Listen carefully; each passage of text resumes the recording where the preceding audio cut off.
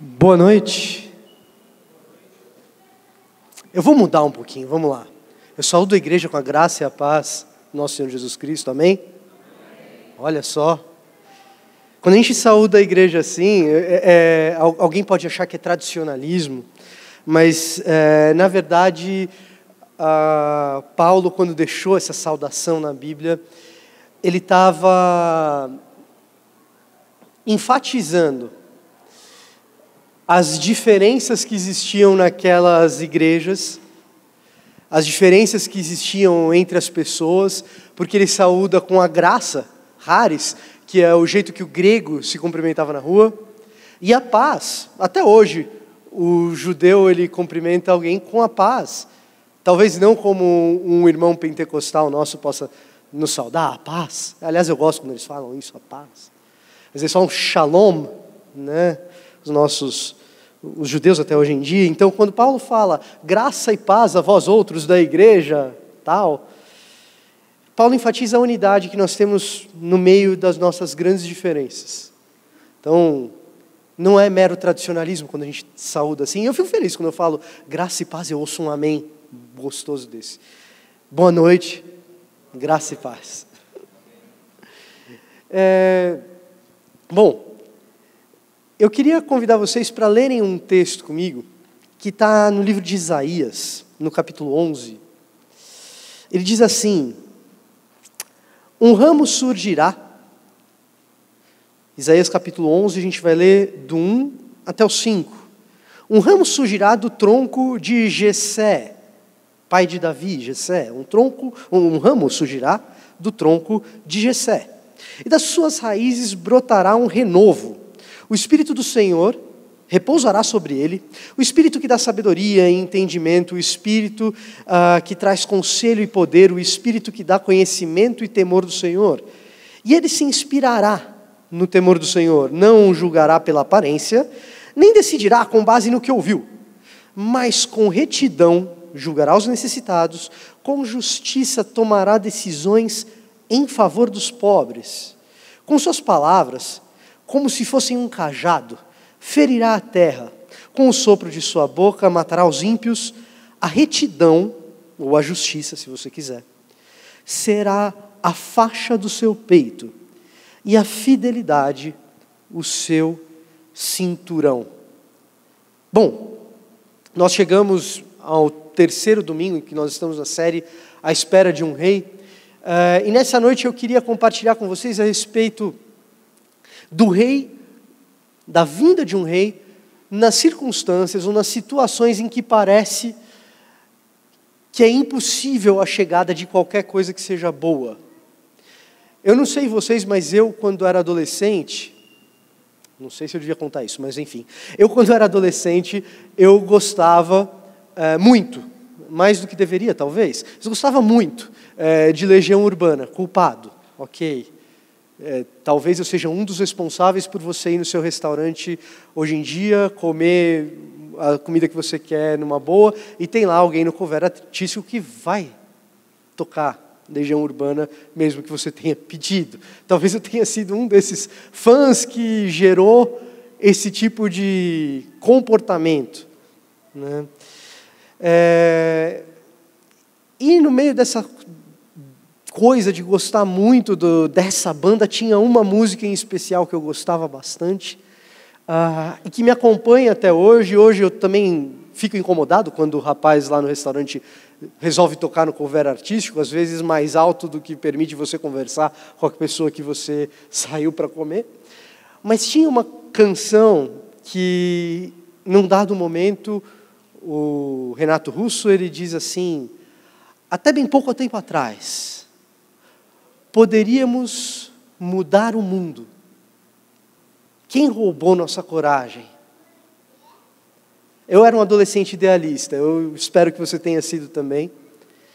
E o que eu quero te dizer nessa noite é que eu, quando adolescente idealista, que achava que o mundo podia mudar e mudar muito, e eu achava que eu poderia ser um agente de mudança, frequentemente alguém disse, Cara, isso é porque você é adolescente. Isso é porque você é novo. Você não é capaz de mudar muita coisa.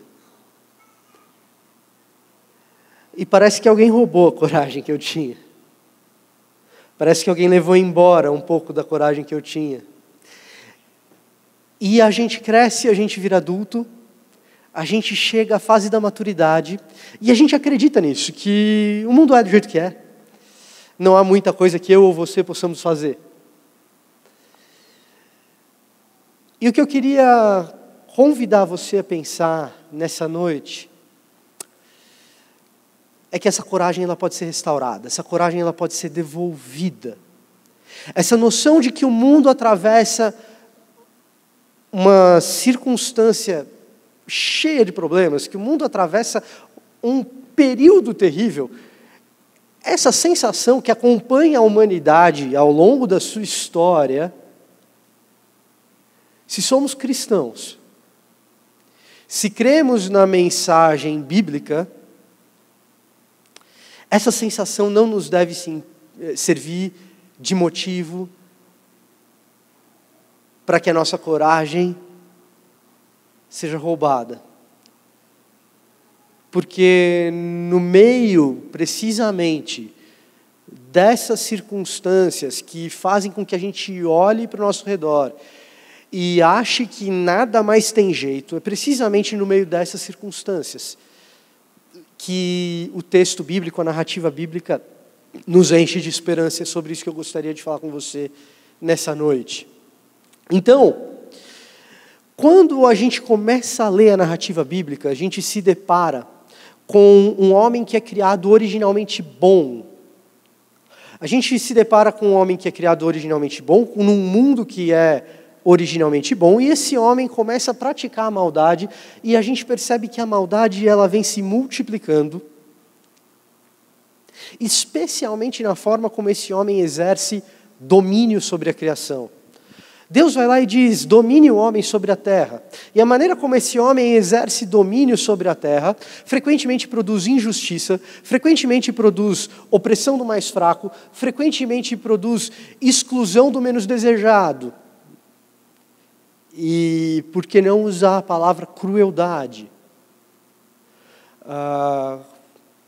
Para dar um exemplo muito próximo de mim e de você, quando um presidente de confederação de futebol, diante da tragédia que a gente vive, diz assim, não, coloca o teu time com os juvenis em campo para a gente fazer uma grande festa. Uma grande festa. Esse tipo de crueldade ela é narrado na Bíblia. Esse tipo de crueldade é narrada na Bíblia. A gente vê essa crueldade em Caim, a gente vê essa crueldade em Babel. E Deus, ele parece que, na sua narrativa, ele vai levantando novas maneiras de exercer domínio, outras maneiras de exercer domínio, no meio das quais a crueldade não seja a marca principal. O poder que subjuga o outro não seja a marca principal. Então ele chama como resposta a essa crueldade Abraão, e ele dá a Abraão 3 coisas que qualquer rei teria. 3 coisas que qualquer rei na antiguidade oriental teria. Que 3 coisas são essas? Ele dá a Abraão uma terra, ele dá a Abraão um povo, que já seria praticamente suficiente para constituir um rei, mas um bom rei mesmo, além da terra e além do povo, ele tem que ter a proteção divina, e Deus dá a Abraão essas 3 coisas, e Abraão, chamado para exercer o reinado, ele exerce o reinado como se ele não fosse rei, ele exerce o reinado amando o vizinho, ele exerce o reinado ganhando guerra, e não obtendo os espólios de guerra. E depois disso, nesse mesmo povo de Abraão, Deus parece levantar um outro rei. O povo clama por um rei, e aí um rei de fato, que tenha nome de rei, e levanta-se um tal de Davi. Esse Davi, filho de Jessé, que nós acabamos de ler sobre Jessé, esse Davi, filho de Jessé, tinha todas as prerrogativas para ser um rei.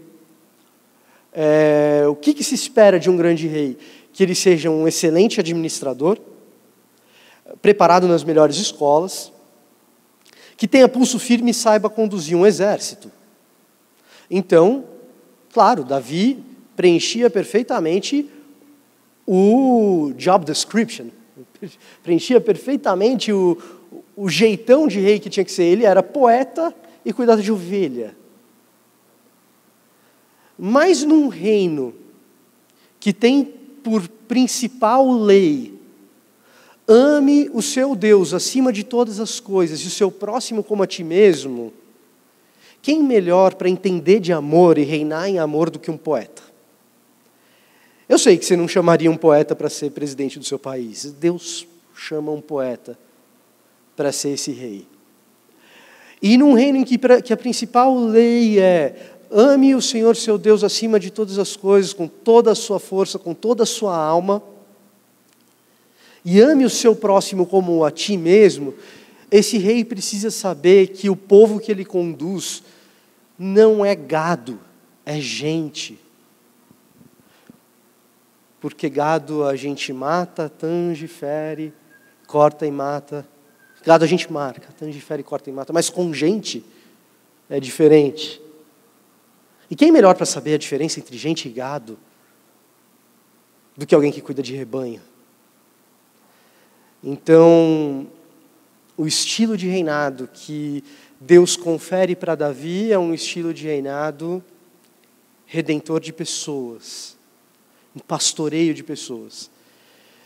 E ele promete a Davi, esse reinado que eu dei para você, ele vai se estabelecer e vai perdurar para sempre. A tua dinastia, ela jamais perecerá. Essa promessa tem em 2 Samuel 7,16. Mas o que acontece é que após Davi, já o seu próprio filho Salomão passa a exercer domínio com profunda crueldade. E o filho de Salomão, Roboão, é ainda mais cruel. E o domínio da crueldade, ele se expande e a maldade, ela ganha novos e novos níveis antes desconhecidos. E o povo acaba caindo em profunda decadência, dominado por outro povo, dominado pelos babilônicos. Quando isso acontece, o povo é dominado por outro povo, pelos babilônicos, que é um povo cruel, que é um povo que também expande a crueldade, alguém poderia se perguntar, e a promessa feita de que da casa de Davi alguém reinaria com justiça, e reinaria com justiça para sempre? Onde foi parar essa promessa? E no meio da dor, no meio daquilo que parece uma condição intransponível, uma situação de crueldade e de maldade perpétua, impossível de ser superada, nessa circunstância, surge alguém que diz, de um ramo surgirá do tronco de Jessé, e das suas raízes brotará um renovo, o Espírito do Senhor repousará sobre ele, o Espírito que dá sabedoria e entendimento, o Espírito que traz conselho e poder, o Espírito que dá conhecimento e temor do Senhor. E ele se inspirará na sua sabedoria? Não, isso foi o que fez Salomão. Ele se inspirará no temor do Senhor. Não julgará pela aparência, nem decidirá com base no que ouviu, mas com retidão julgará os necessitados, com justiça tomará decisões em favor dos pobres, com suas palavras, como se fosse um cajado, ferirá a terra e com o sopro de sua boca matará os ímpios. A retidão, ou a justiça, será a faixa do seu peito, e a fidelidade, o seu cinturão. Eu e você, vivendo num mundo em que a maldade se perpetua, em que as pessoas são tratadas como gado, em que aquele que é mais vulnerável é dele que é tirado proveito. Quem aqui já começou seu processo de aposentadoria, talvez saiba do que eu estou falando.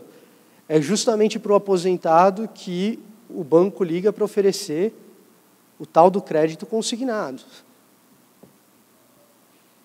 O cara entra nessa e não consegue sair. Estou dando um exemplo. Mas no meio dessa situação, talvez eu ou você pudéssemos dizer, não tenho o que fazer. A única coisa que eu posso fazer, olha, eu posso orar. Aí alguém vai lá e acaba lendo Romanos e descobre que Paulo lá fala em Romanos que nem orar a gente sabe. Aí você fala, poxa vida. Não tenho o que fazer. O mundo é assim mesmo. Eu vivo a minha espiritualidade, venho no culto, no domingo, cumpro a minha parte com Deus, mas esse negócio aqui, da porta para fora, olha, é assim, sempre foi assim, será assim. E a nossa coragem, ela vai embora. Ela desce pelo ralo. E o que é mais triste? Um adolescente, na maior parte dos casos, ele pode fazer realmente muito pouco para mudar o mundo. Mas o adulto, depois de ter passado pela sua adolescência, quando ele recebe o maior treinamento, quando ele vive o auge da sua força, da força do seu braço, da habilidade da sua inteligência, dos dons que Deus entrega a ele, esse sim talvez pudesse fazer alguma coisa, mas esse sim perde a vontade. Esse sim perde a vontade. Eu queria dizer para você que nesse mês de dezembro, quando a gente celebra a vinda de Jesus a esse mundo, a gente não celebra um Jesus que lida com o pecado apenas como se fosse algo abstrato. Como se fosse algo intangível, que a gente não é capaz de tocar, como se fosse algo que... isso aí é lá na questão do espírito e não tem nada a ver com o nosso ambiente terreno. Não. Nesse mês de dezembro, nós celebramos a chegada daquele que é o ramo do tronco de Jessé, é o renovo das suas raízes, é aquele cujo Espírito do Senhor repousa sobre ele, e que não julga pela aparência, nem decide com base naquilo que ouviu dizer, mas com retidão julga os necessitados, e com justiça toma decisões em favor dos pobres. E as suas palavras, elas não são meras palavras que trazem um afaguinho de autoajuda para o meu coração e para o seu. Não, não. As palavras de Jesus ferem o sacerdote, as palavras de Jesus ferem o fariseu, as palavras de Jesus ferem o soldado romano, as palavras de Jesus, como se fossem um cajado. Aquele cajado que Moisés usa para ferir a rocha, as palavras de Jesus, como se fossem um cajado, ferem a terra. Porque essa terra corrompida, quando lida com um homem que diz, diante do mal, dê a outra face,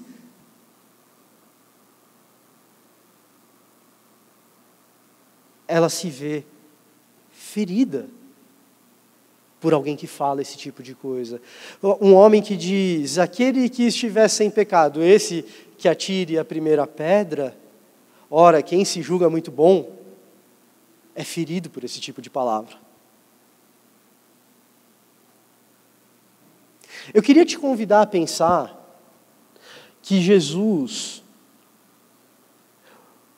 o Jesus que nós escolhemos como Senhor e o senhorio de Jesus, essa esperança que a gente tem de um Messias, e é uma esperança messiânica mesmo, eu queria te convidar a pensar que Ele é a solução, sim, para os problemas que você enfrenta no seu cotidiano, concretamente.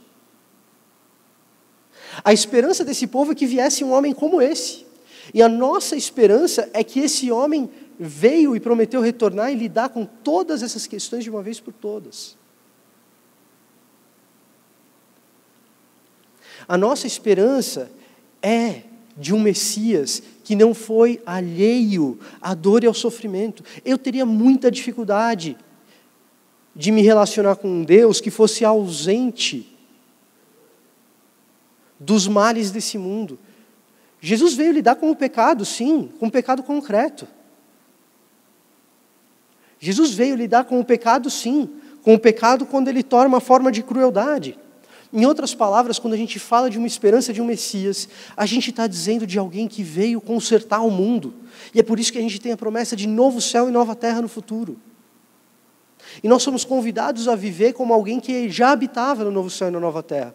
Assim como esse povo estava no exílio, longe da sua terra, nós hoje vivemos longe da nossa terra.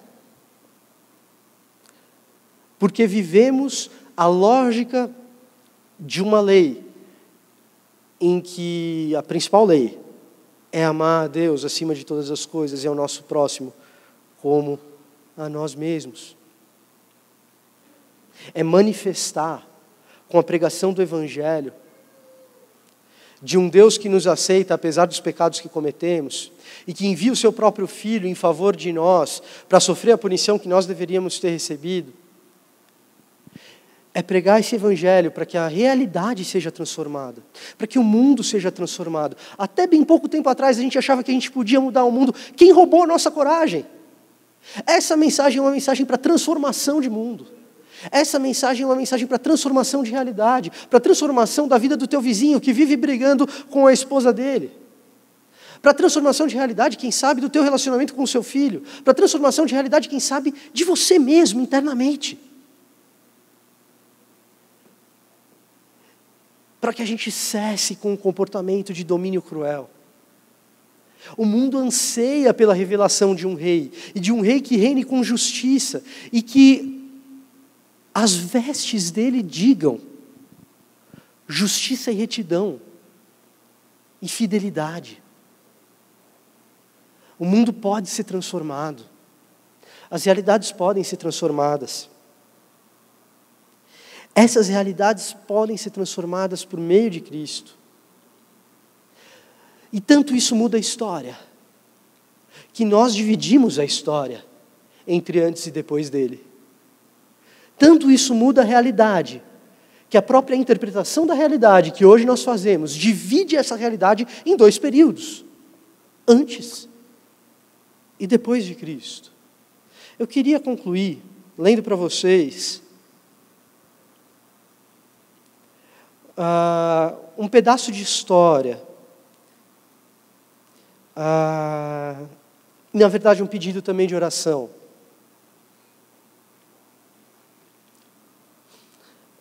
Que talvez restaure um pouco da nossa coragem e nos faça ter convicção de que o Messias é o Messias, de fato, e que ele lida com a maldade humana e restaura pessoas. Hoje eu estava conversando com esse amigo meu, que eu vou ler aqui a conversa. O nome dele é Richard Sempala, ele é natural de Uganda, ele tem um ministério lá em Uganda, e o ministério dele é um ministério de capacitação de jovens, para que esses jovens coloquem os seus dons e aquilo que eles aprenderam a serviço do reino.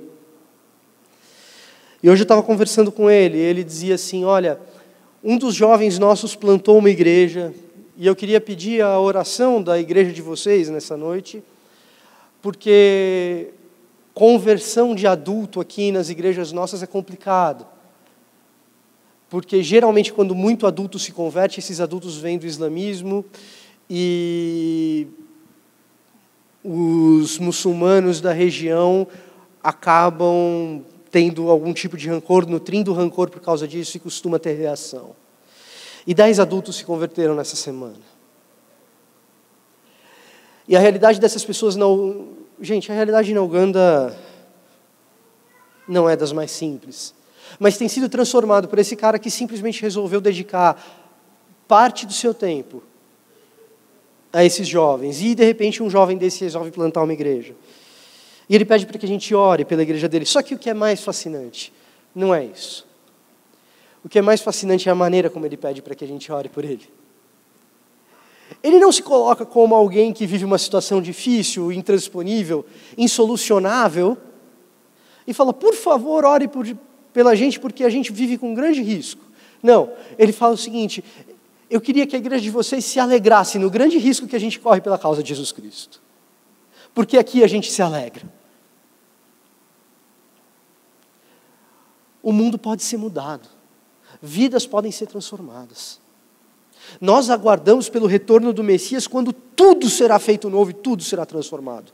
Mas eu e você já fomos feitos novas criaturas, aqui e agora, como exilados, que pertencem a uma outra cidade, que moram em uma outra terra, um outro céu, mas que vivem como se isso já tivesse chegado.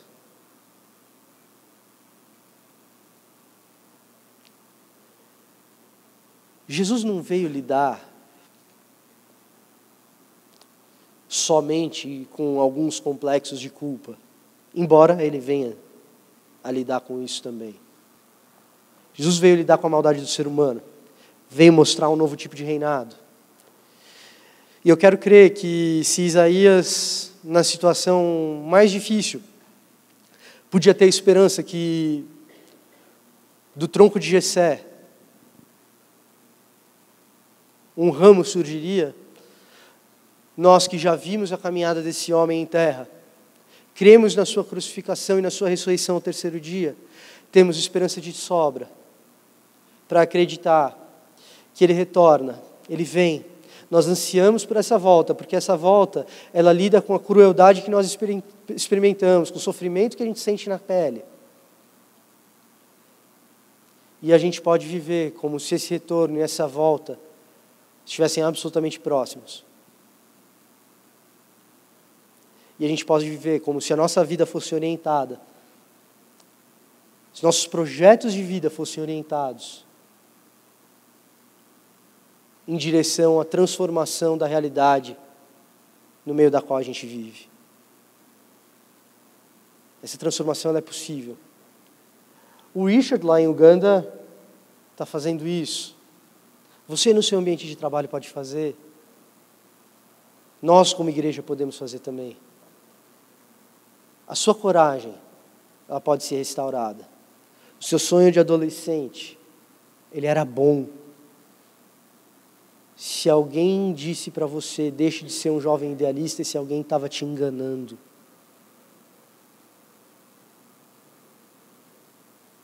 Ele devia ter te dito, de fato o mundo é duro. Mas 2000 anos atrás, um homem andou por essa terra para lidar com a dureza desse mundo.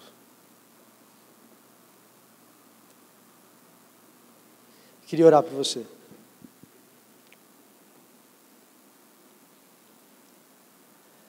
Pai querido,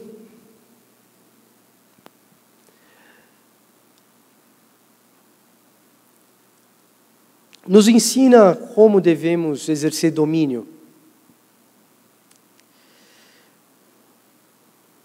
Nos ensina, Pai, como lidar com a crueldade que nos cerca. Nos ensina a perceber que o Senhor lida com a maldade desse mundo. Nos ensina, Pai, a perceber quais são os elementos de crueldade que nos cercam e contra os quais nós devemos lutar. Nos ensina a enxergar essas coisas. Nos dá sabedoria para olhar para o lado e perceber onde existe injustiça, para que a gente possa ali agir de maneira justa. Que a gente possa viver à espera do retorno do teu Filho, que fará novas todas as coisas, e que transformará essa terra em nova terra,